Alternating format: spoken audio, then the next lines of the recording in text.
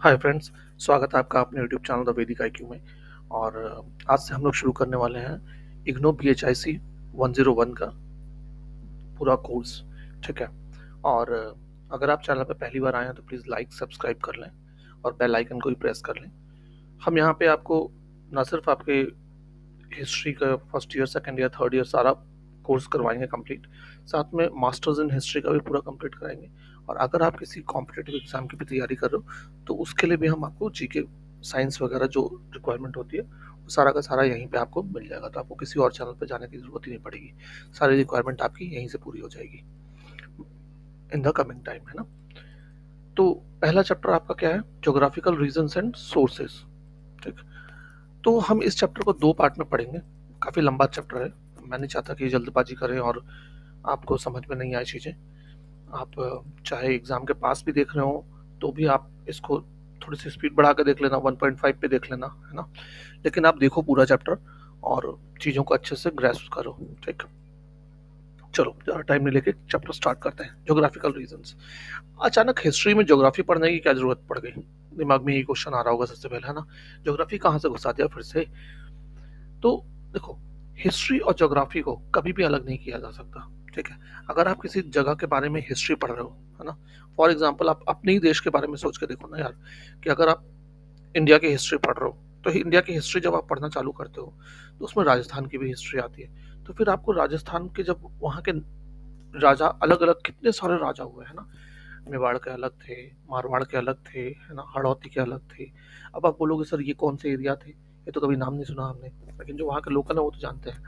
तो फिर आपको वहाँ की ज्योग्राफी समझनी पड़ेगी। हड़ौती किस एरिया को बोला जाता था, है ना, मेवाड़ किस एरिया को बोला जाता था, फिर वहाँ के लोगों का कल्चर कैसा था, है ना, क्या सोचते हैं आज भी है, वो कौन कौन से एरिया है जो आते हैं वहाँ पे, क्या ऐसी चीजें हुई थी, कौन कौन से ऐसे रिसोर्सेज है जो लोग वहाँ जाके बसे, क्या वहाँ पे नदी अच्छी है, क्या वहाँ पे आपकी सॉइल इतनी बढ़िया है कि इतनी बढ़िया उपज होती है कि लोग वहाँ पे पुराने जमाने में बसे होंगे, क्या कारण था कि रेन बड़ी अच्छी होती है। ये दिमाग में आपके अपने आप क्वेश्चंस आएंगे, है ना। या वहाँ से नदी वगैरह बड़ी अच्छी होगी तो ट्रांसपोर्ट बड़े आराम से हो जाता था, है ना। कई सारे रीजन हो सकते हैं एक सेटलमेंट के। हम्म, या और पुराने जमाने के हिसाब से सोचो तो क्या वहाँ पे शिकार बड़ा अच्छा मिलता था कि इंसान ने वहाँ पे अपने आप को बसाया, है ना। तो रीजन क्या था? कोई भी एक एरिया जो चुना ह्यूमन ने, क्या रीजन था, वो जानने के लिए आपको ज्योग्राफी पढ़नी पड़ेगी, है ना। तो इसलिए बोला जाता है कि हिस्ट्री को जब भी आप पढ़ो तो ह्यूमन हिस्ट्री तो आप पढ़ ही रहे हो, साथ में इन्वायरमेंटल हिस्ट्री। इन्वायरमेंटल हिस्ट्री से मतलब है उस एरिया की हिस्ट्री, है ना, जो ज्योग्राफी हम बोल रहे हैं उसको आप मुंह नहीं फेर सकते उससे, है ना। वो आपको पढ़ना ही पड़ता है। आपको उसके बारे में जानना ही पड़ता है। अगर मान लो हम बात करते हैं सल्तनत काल की, है ना, कि तुर्की लोग आए थे, तो आपके दिमाग में सीधा क्वेश्चन उठता है ना, कौन थे वो, कहाँ से आए थे? तुर्की लोग आए थे तो आए थे टर्की से आए थे, आज का जो टर्की है। और वो कैसे कैसे आए थे, आपके दिमाग में रास्ता बनेगा ना। अच्छा, तो वहां से फिर आए होंगे ईरान, ईरान होते हुए अफगानिस्तान, अफगानिस्तान के पास से पहाड़ियों से होते हुए कितने मुश्किल से रास्ते से होते हुए पाकिस्तान, आज का पाकिस्तान है लेकिन पहले तो इंडिया ही था, है ना। तो ऐसे वो पहुंचे यहाँ। तो ज्योग्राफी इसीलिए बहुत इंपॉर्टेंट है ना। ठीक। और सेकंड पार्ट में हम पढ़ेंगे डिफरेंट सोर्सेज ऑफ हिस्ट्री। पुराने हिस्ट्री के क्या क्या सोर्सेज हैं, जैसे लिटरेरी, आर्कोलॉजी, फॉरेन अकाउंट से तो आप क्लास 12 में ही पढ़ के आए हो। थोड़ा सा और हम यहाँ पे देखेंगे उसको। ठीक है। चलो, सबसे पहले हम ज्योग्राफिक रीजंस के बारे में बात करना शुरू करते हैं।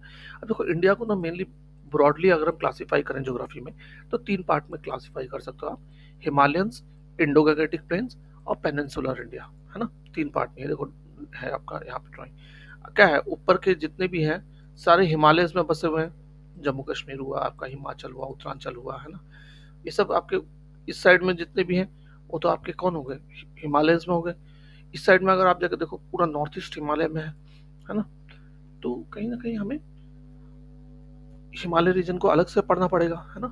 फिर गंगेटिक प्लेन, ये जो पूरा आपका यूपी हो गया, बिहार हो गया, है ना, उड़ीसा हो गया, कुछ एक मध्य प्रदेश भी हो गया आपका, राजस्थान का भी कुछ हिस्सा हो गया, है ना, हरियाणा, पंजाब, दिल्ली, ये सब ये इंडो गंगेटिक प्लेन में पूरा हो गया, है ना।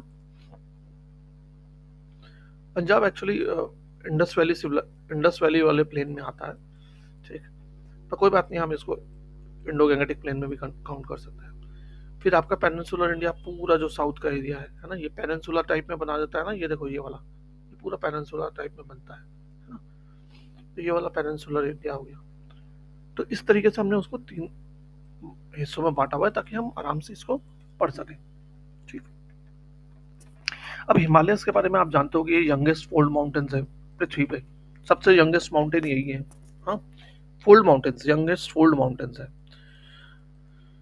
अब यहाँ क्या होता है, यहाँ बारिश होते रहती है ना, आए दिन बारिश होती है आपकी, और नदियाँ ऊपर से बहती हैं, तो वो क्या करती हैं, इरोजन करती हैं, इनका वेदरिंग होता है, नए रॉक्स हैं तो इनका ज़्यादा वेदरिंग और इरोजन होता है ना।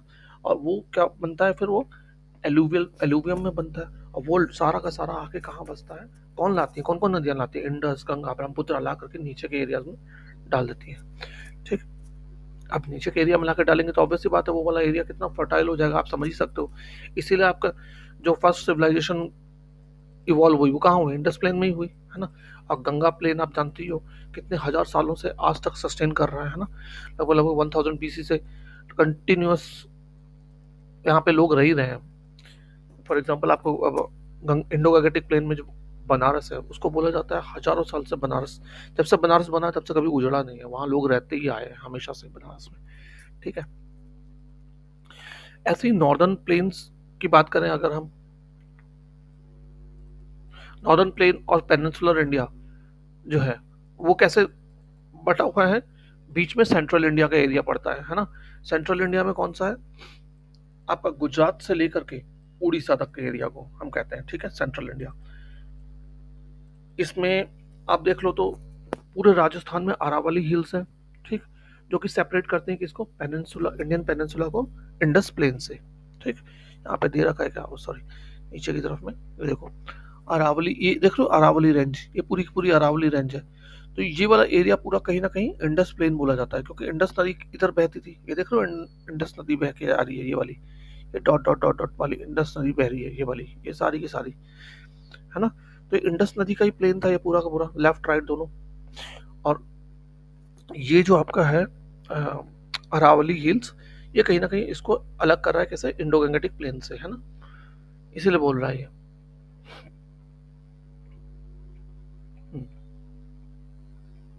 ठीक। अब जो बीच का एरिया है इंडिया का, है ना, वहाँ पे क्या है, आपका विंध्याचल रेंज है, सतपुड़ा रेंज है, छोटा नागपुर प्लेटू है, और ये सब एरिया कौन से कवर करते हैं, बीच के एरिया आपके। छोटा नागपुर प्लेटू कहाँ कहाँ पड़ता है आपका, झारखंड, उड़ीसा, बंगाल, बिहार, छत्तीसगढ़ के एरिया में छोटा नागपुर प्लेटू है। ठीक।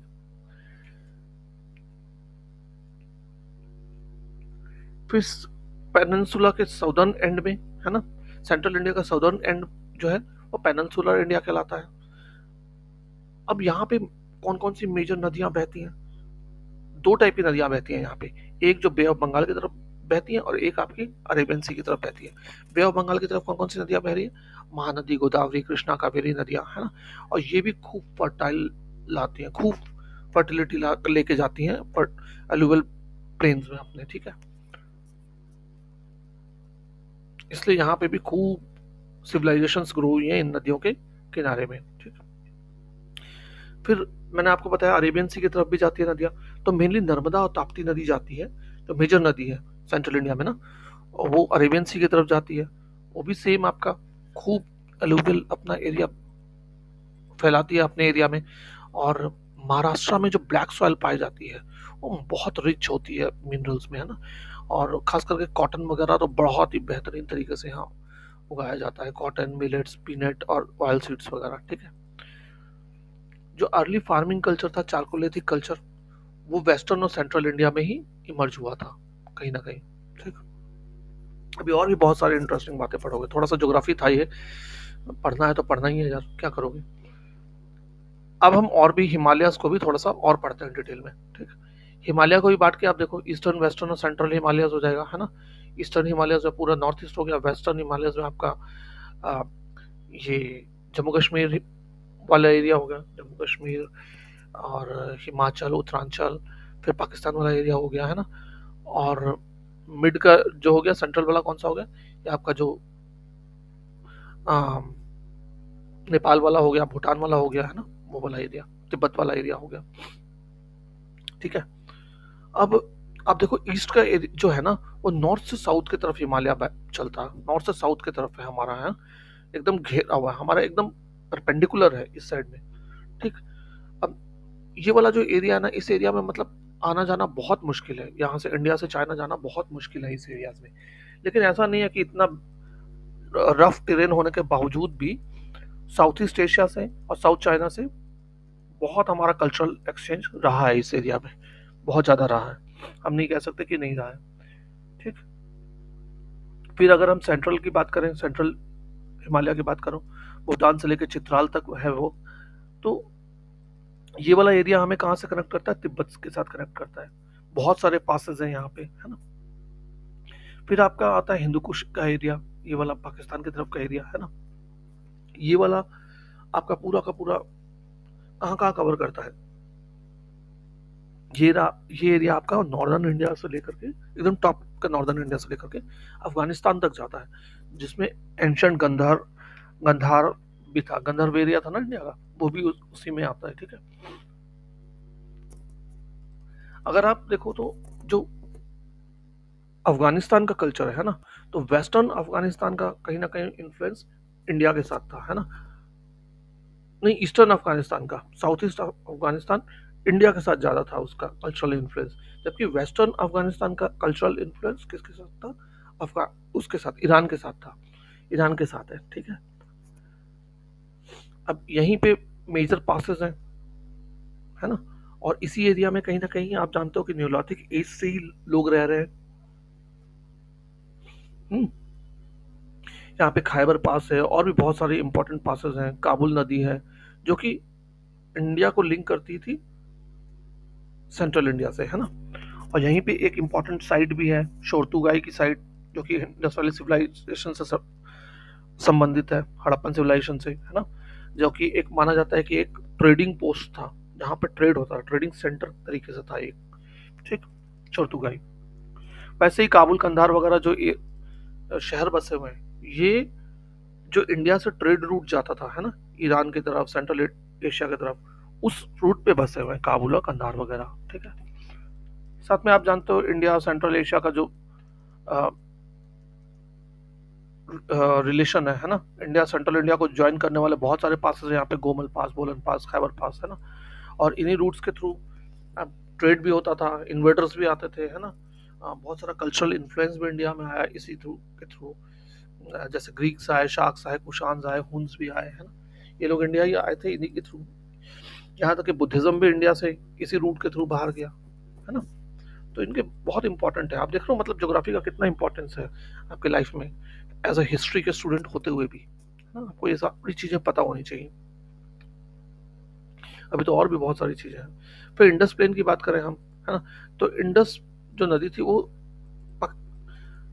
एरिया को अपने दो भाग में कहीं ना कहीं बांटती थी, पंजाब और सिंध। पंजाब को तो, पंजाब थोड़ा सा इंडिया में है और कुछ पोर्शन पाकिस्तान में आज की डेट में, है ना।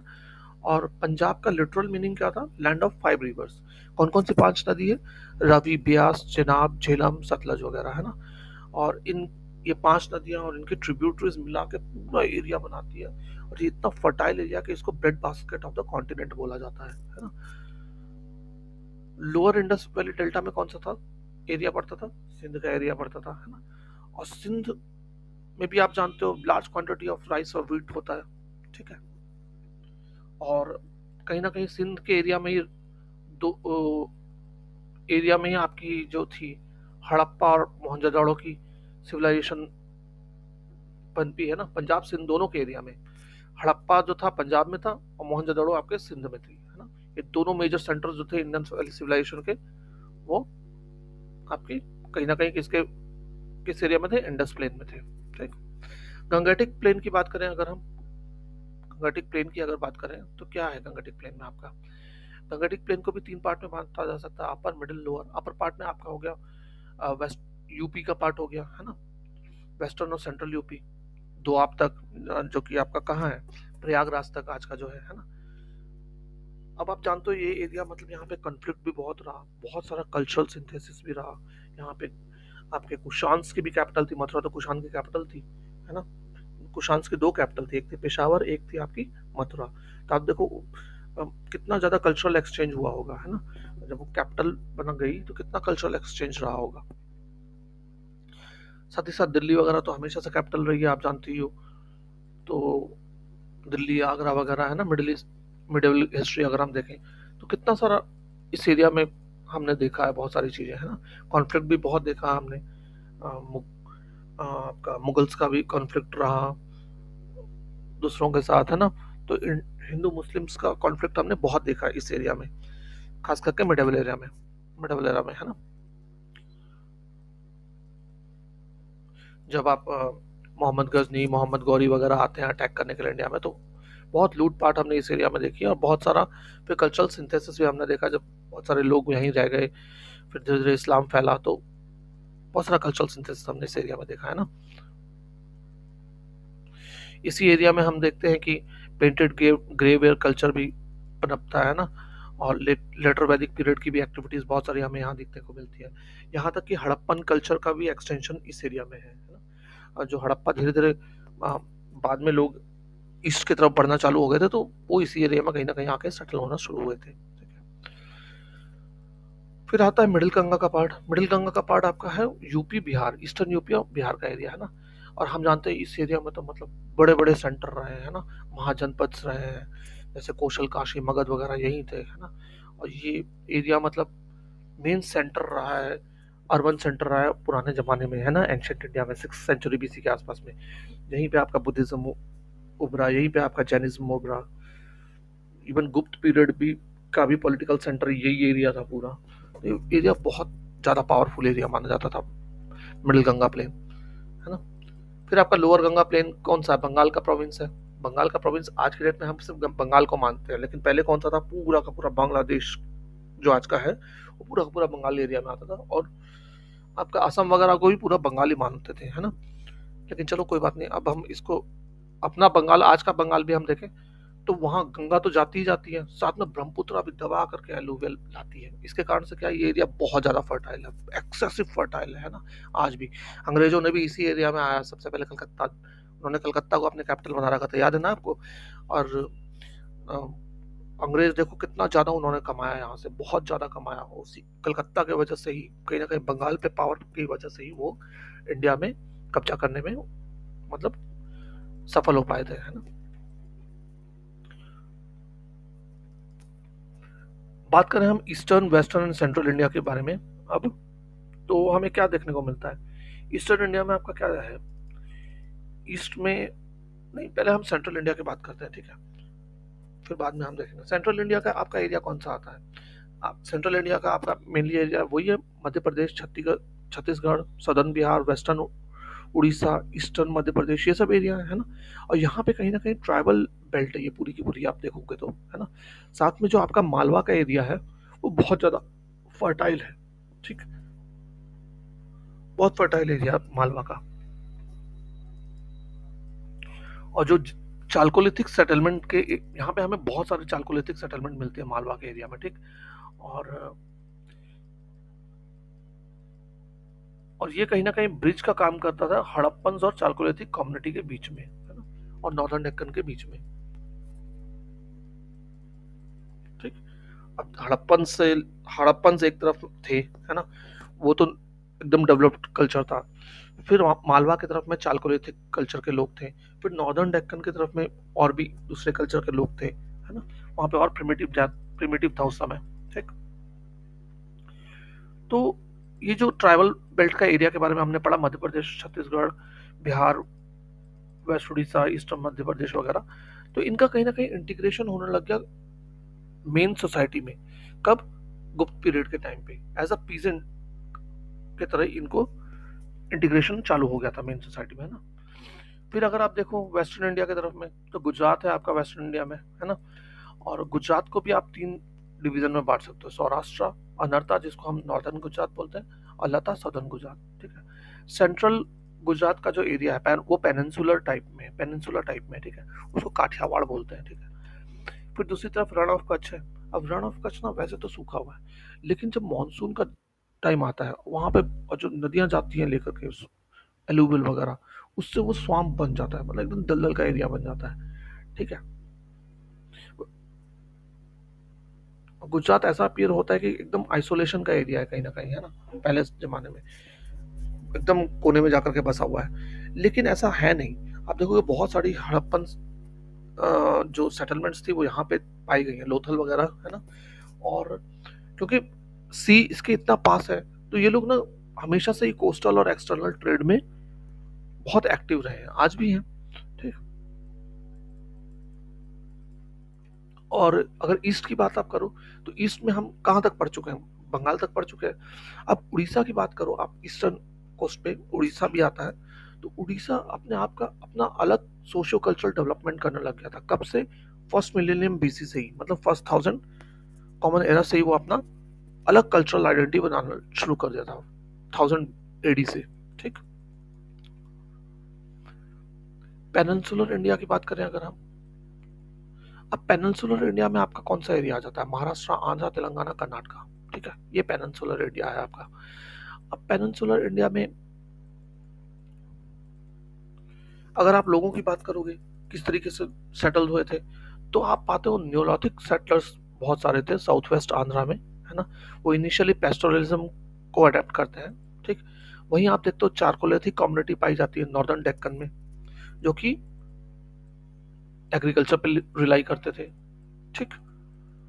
तो ये दोनों टाइप की आपको मिलती है एग्जिस्टेंस। फिर एक्सट्रीम साउथ में कौन आएगा आपका पास? दो रह गए, तमिलनाडु और केरला। अगर हम तमिलनाडु की बात करें तो वहाँ पे मेजर नदी आती है कावेरी प्लेन, है ना। तो वो कावेरी वहाँ की मेन एपी सेंटर है। अब वो देखो नॉर्थ में ना कहीं नदियाँ आपकी पेरेनियल नदियाँ, मतलब कि पूरे साल उनमें पानी रहता है। लेकिन साउथ की जो नदियाँ है ना, उनमें पूरे साल पानी नहीं रहता, उनमें मतलब सीजनल पानी रहता है, जब बारिश मानसून का सीजन होता है तभी। तो इस चलते जो साउथ इंडिया के जो इरिगेशन का है ना, और वहाँ पे लैंड इतनी फर्टाइल भी नहीं है, लेकिन जितनी भी फर्टाइल है, जैसे प्लेन बहुत है, लेकिन हमारा नॉर्थ में कैसे प्लेन एरिया बहुत है, साउथ में प्लेन एरिया इतना ज़्यादा नहीं है, है ना। तो और खास करके डेक्कन का एरिया तो नहीं, एक्सट्रीम साउथ में तो खैर है, तमिलनाडु वगैरह का एरिया तो आपका प्लेन एरिया है ना। और यहाँ पे इरिगेशन किस पर रिलाई करती है मेनली? अब उनको पानी को रोक के रखना पड़ता था, है ना। तो पल्लव चोल टाइम से ही ये टैंक इरिगेशन का सिस्टम उन्होंने डेवलप किया, जो आज तक चला आ रहा है। ठीक है, अनइंटरप्टेड। इस संगम लिटरेचर वगैरह में भी आपको मिल जाएगा, इसके बारे में खूब डिटेल में लिखा हुआ। फिर दूसरी तरफ कौन सा है? केरला का एरिया पड़ता है, मालाबार एरिया जिसको बोला जाता है ना। अब ये राइस तो उगाते ही थे, साथ में ये क्या करते हैं, बहुत सारे स्पाइसेस उगाते हैं, है ना, पेपर वगैरह। और इसका ट्रेड किसका करते थे? वो वेस्ट के साथ करते थे, पोस्ट मॉडर्न पीरियड से आज तक करते आ रहे हैं, है ना। पहले वो क्रिश्चियन से किए, क्रिश्चियन कौन आपका मतलब पोर्तुगीज आए, उसके बाद फिर वो मुस्लिम्स के साथ भी करना शुरू कर दिया वो लोग। ठीक। इवन रोमन्स के साथ भी इनका था, है ना। रोमन्स के साथ भी इनका खूब सारा था, रोमन्स भी क्रिश्चियन ही थे, तो रोमन्स के साथ काफी ट्रेड था इनका। ठीक। अब हम पढ़ेंगे uneven patterns of emergence of historical regions. मतलब आप देखोगे ना कि इंडिया में हल ऐसा नहीं कि पूरे इंडिया में एक ही साथ आ, आपका क्या न्यूलिथिक कल्चर आया या चालकोलिथिक कल्चर आया, मेसोलिथिक कल्चर आया, नहीं। आप देखोगे अलग अलग एरिया में अलग अलग चल रहा था। और कई बार तो ऐसा था एक जगह पे न्यूलिथिक है, दूसरी जगह पे मेसोलिथिक है, कॉन्टेम्पररी एक साथ चल रहा था। हम इसके बारे में अभी पूरा डिटेल में पढ़ते हैं। चलो, तो हम पढ़ते हैं आज कौन कौन सा कहाँ कहाँ रहा। मैं हमेशा से ना जब भी इंडिया में घूमने जाता हूँ कहीं, तो खास करके साउथ की तरफ बढ़ता हूँ और ट्रेन से सफ़र कर रहा होता हूँ, तो मेरे मन में हमेशा से क्वेश्चन रहा कि यार लोग, देखो हम हड़प्पा वैली सिविलाइजेशन में रहते थे, और वहां से हमने पूरे इंडिया, तब कितना जंगल रहा होगा, घना जंगल रहा होगा सेंट्रल इंडिया, आज भी बहुत जंगल घना रहता है। अगर आप मध्य प्रदेश का एरिया जाओ तो बहुत जंगल है वहां पे आज भी। तो उस जमाने में तो कितना ही ज्यादा जंगल होगा, है ना। तो किस तरीके से लोग पूरा जंगल पार करके साउथ इंडिया आकर के बसे, फिर साउथ इंडिया में पूरा उन्होंने अपना कल्चर बनाया, है ना, पूरी लैंग्वेजेस वगैरह अलग से बनाई, है ना। ये मैं हमेशा से इस बात को लेकर के फैसिनेटेड रहता था। और फिर धीरे धीरे आप जब हिस्ट्री पढ़ते हो तो फिर आपको वो चीज़ें क्लियर होती हैं, और आज आपको भी यहाँ पे थोड़ी सी चीज़ें क्लियर होंगी आप जब इसके बारे में पढ़ोगे। अब देखो, जैसा कि हम पढ़ रहे हैं कि अनइवन पैटर्न रहा, कल्चर का अलग अलग एरिया में डेवलप हुआ। ठीक है। तो आप देखोगे कि second half of the third millennium BC, मतलब कब? 2500 बीसी के आसपास में मीसोलिथिक कल्चर था गुजरात में, जबकि उसी टाइम पे न्योलिथिक कल्चर आपका देखने को मिलता है दक्कन में, ठीक है। अब देख रहे हो 2500 बीसी में गुजरात में हमको मिल रहा है क्या, मेसोलिथिक कल्चर। डेक्कन में मिल रहा हमें नियोलिथिक कल्चर। और सेम टाइम पे हमें एडवांस्ड हड़प्पन सिविलाइजेशन भी उसी समय में थी, है ना। 2500 बीसी में तो एडवांस सिविलाइजेशन थी, हम हड़प्पन सिविलाइजेशन, है ना। तो एक देखो आप, तीन अलग अलग सिविलाइजेशन तीन एक साथ को एग्जिस्ट कर रही है ना। पूरे के पूरे इंडिया में ना, हिस्ट्री में, इंडियन हिस्ट्री में आप देखोगे तो ऐसा रहा ही रहा है कि एक कल्चर एक जगह बहुत डेवलप किया, दूसरी जगह पीछे थोड़ा सा पिछड़ा हुआ है ना। जैसे कि आप देखो इंडस और सरस्वती बेसिन जो था वो 3000 बीसी के आसपास में पूरा कॉलोनाइज हो गया था, वहां बहुत लोग रहने लगे थे ना। लार्ज स्केल एग्री और जबकि first large scale agriculture community Deccan में, आंध्रा में, तमिलनाडु, उड़ीसा, गुजरात में कब आई है, आपकी second half of first millennium BCE में, मतलब अराउंड 500 बीसी के आसपास में। आप सोचो 3000 बीसी के आसपास में आपकी पूरा का पूरा डेवलप होने लग गया था। इंडस और सरस्वती बेसिन काफी एडवांस लेवल पे पहुंच चुका था, है ना। एग्रीकल्चर वगैरह तो अच्छा डेवलप था उस एरिया में पूरा, तभी तो वो पूरा एक सिविलाइजेशन बना सके और पूरा बाहर भी ट्रेड करे थे। लेकिन वही लेवल का एग्रीकल्चरल डेवलपमेंट आपको आपके अंदर वाले इंडिया में, जैसे डेक्कन, आंध्र, तमिलनाडु, उड़ीसा, गुजरात वगैरह में, ये कहाँ कब देखने को मिलता है आपको, 500 बीसी में जाकर के, मतलब लगभग 2000 साल बाद जाकर के ये एरिया डेवलप होते हैं एज कंपेयर टू दैट,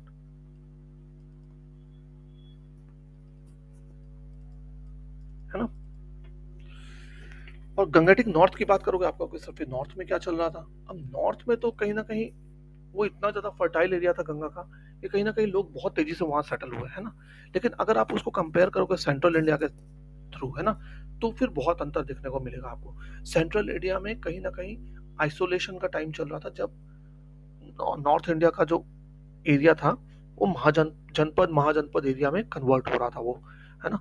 यहाँ पे कहीं ना कहीं ट्राइबल एरिया था।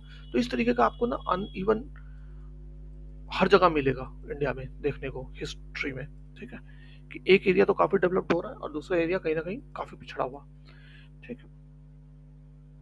The nature of the regions, हम नेचर ऑफ द अलग अलग रीजन्स का थोड़ा सा देखते हैं यहाँ पे क्या है। अब देखो, अगर आप क्लासिफाई करना चाहोगे रीजन्स को, तो आप कैसे क्लासिफाई करोगे, areas of perennial nuclear region, areas of relative isolation, areas of isolation. Area of perennial nuclear region कौन कौन से, ये वो एरिया है जहाँ पे कभी भी पावर ना अनइंटरप्टेड नहीं रही, ठीक है, हमेशा यहाँ पावरफुल कुछ ना कुछ रहा है। अब ऐसे कौन से एरिया हैं, जो बड़ी बड़ी नदी के किनारे के एरियाज हैं, जैसे गंगा महानदी, गोदावरी, कृष्णा, कावेरी वगैरह, इनके आसपास के जितने भी एरियाज हैं, है ना, यहाँ कहीं ना कभी ह्यूमन सेटलमेंट आके बसती रही है हमेशा से, है ना। क्यों, क्योंकि एक तो ऑब्वियस सी बात है, फर्टाइल सॉइल, है ना, रिसोर्सेज बहुत तेजी से अवेलेबल, ट्रेड एंड कम्युनिकेशन बहुत अच्छा अवेलेबल था, है ना। तो ये कहीं ना कहीं इंपॉर्टेंट सेंटर ऑफ पावर रहे हैं, ठीक है, इसलिए इनको पेरेनियल न्यूक्लियर रीजन बोला जाएगा, ठीक। इसके उल्टा अगर आप देखो तो एरियाज ऑफ रिलेटिव आइसोलेशन कौन से रहे हैं, सेंट्रल इंडिया में ज्यादातर रहे हैं, जैसे भील, बस्तर, राजमहल हिल्स, है ना।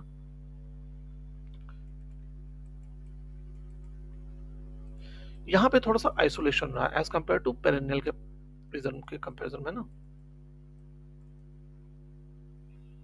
लेकिन अब ये हमेशा एक जैसा नहीं रहता है, ठीक है। ऐसा नहीं है कि हाँ जहाँ पे बड़ा आपका आज की डेट में दिख रहा है कि हाँ भाई न्यूक्लियर रीजन है ये, और दूसरा वाला आइसोलेटेड रीजन है, तो ऐसा हमेशा नहीं रहता है। हमें इतिहास बताता है कि हो सकता है जो एरिया आज की डेट में न्यूक्लियर रीजन है वो कल को एकदम खत्म हो जाए, जीरो हो जाए, और जो आज आइसोलेशन में एरिया दिख रहा है वो हो सकता है वो मेन पावर का सेंटर बन जाए। ये हमेशा से होता रहा है पहले भी, है ना। तो ट्रांसफॉर्मेशन एक कैटेगरी से दूसरी कैटेगरी में हमेशा पॉसिबल है। और ये तो देखो क्या है, वो तो सिर्फ ज्योग्राफिकल एरिया है ना। मेन तो ह्यूमन का इंटरेक्शन है, मेन तो ह्यूमन जब इंटरवेन करता है तब वो एरिया डेवलप करता है या पिछड़ा रह जाता है ना। वरना नेचर तो एक जैसा ही अपना रहता है। ये तो ह्यूमन के मूवमेंट और सेटलमेंट पे डिपेंड करता है कि वो एरिया कैसे डेवलप कर रहा है ना, सिविलाइजेशन वाइज। अब देख लो ना, आप हड़प्पन सिविलाइजेशन को अगर आप देख लो, ठीक है, तो आप क्या बोलोगे, एक टाइम था ना, इंडस वैली सिविलाइजेशन कितना डेवलप्ड थी, है वहाँ पे अपना इंटरनल ट्रेड तो छोड़ो छोड़ो, जो कल्चरल डेवलपमेंट हुई वो तो हुई हुई, साथ में वो तो विदेशों के साथ भी करते थे अपना ट्रेड, है कि नहीं? इतना ज़्यादा वो लोग, उनका जो एग्रीकल्चर सरप्लस इतना ज़्यादा होता था क्योंकि वो रेनी सीजन के भी क्रॉप्स उगाते थे, राइस पल्सेस, और विंटर सीजन के भी उगाते थे, वीट बार्ले लेंटिल्स वगैरह, है ना? तो उनके पास बहुत ज़्यादा एग्रीकल्चर सरप्लस होता था। अब एग्रीकल्चर सरप्लस होगा तो वो बार्टर सिस्टम बंद करेंगे, है ना? वो फिर दूसरी चीज़ों में डील करना चालू कर देंगे। तो स्मॉल स्केल इंडस्ट्रीज उभरने लग गई धीरे धीरे। पॉटरीज आने लग गई, आपकी मूर्तियां बनने लग गई, है ना? लकड़, अ, और भी बहुत सारी चीजें बनने लग गई, ऑर्नामेंट्स वगैरह बनाने लग गए लोग, है ना? तो धीरे धीरे मतलब agriculture small scale industries develop होने लग गई, और वो चीजों को अब एक्सचेंज करने लग गए एक दूसरे से, विदेश से भी एक्सचेंज करने लग गए। विदेशों से तो आपका मेनली वो क्या मंगाते थे, लग्जरी आइटम्स लेते थे, है ना? और उनको दे देते थे अपनी चीजें, कपड़ा वपड़ा दे देते थे, खाना पीना, कपड़ा वगैरह, कॉटन वॉटन, सिल्क वगैरह, है ना? उनको देते थे। अब जब विदेश जाने लग गया, है ना, सब चीजें वगैरह, इतना लॉन्ग डिस्टेंस ट्रेड होने लग गया, तो रिकॉर्ड रखना जरूरी था, है ना? कि हाँ भाई, कितना सामान गया है, कितना बिका है, कितना पैसा रिसीव हुआ, या उसके बदले में क्या रिसीव हुआ, तो रिकॉर्ड रखना जरूरी था। तो हमें दिखता है कि इंडस वैली सिविलाइजेशन में पहली बार लिटरेसी का भी पूरा एविडेंस मिलता है। हालांकि हम इसकी स्क्रिप्ट को पढ़ नहीं पाए, वो अलग बात है, लेकिन है। बट फिर एक टाइम आता है, धीरे धीरे ये पूरा एरिया खत्म हो जाता है ना, धीरे धीरे। अब इसके बहुत सारे रीजन बोले गए हैं। कोई बोलता है कि शायद सरस्वती नदी ड्राई अप हो गई इस चलते, कोई बोलता है इंडस नदी फ्लडिंग करने लगी बहुत ज़्यादा इस चलते, कोई क्लाइमेट चेंज को बोलता है जिसके एविडेंस भी मिले हैं पैलियोबॉटनी से, ठीक। कोई बोलता है कि एग्रीकल्चर सॉइल एकदम डिप्लीट हो गई थी, सैलिनेशन हो गया था, इस चलते इरिगेशन मतलब सही से नहीं हो पा रहा था। कोई बोलता है कि नेचुरल रिसोर्सेज का ओवर यूटिलाइजेशन कर दिया गया था, नेचुरल वेजिटेशन को एकदम डिप्लीट कर दिया गया था। तो इस कारण से सबने बहुत सारे मेंशन किए अलग अलग कारण। कोई बोलता है कि आर्यन अटैक, है ना? तो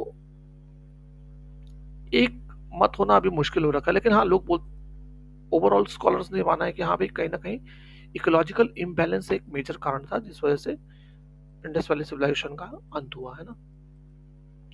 तो आप देखते हो कि हाँ, एक टाइम पे वो कितना बड़ा सेंटर था, है ना? पूरा वर्ल्ड जानता होगा उस एरिया को, लेकिन धीरे धीरे वो खत्म हो गया, है ना? कोई भी नहीं रहता था वहां, बिल्कुल खत्म, नामो निशान मिट गया उसका, है ना?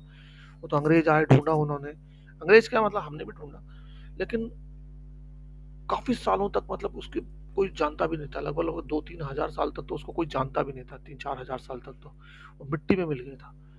तो ऐसा भी होता है ना? और दूसरे एरियाज फिर धीरे धीरे आपके सामने निकल के आते हैं, गंगेटिक प्लेन और आपका डेक्कन का प्लेन आपका निकल के आया सामने, ठीक।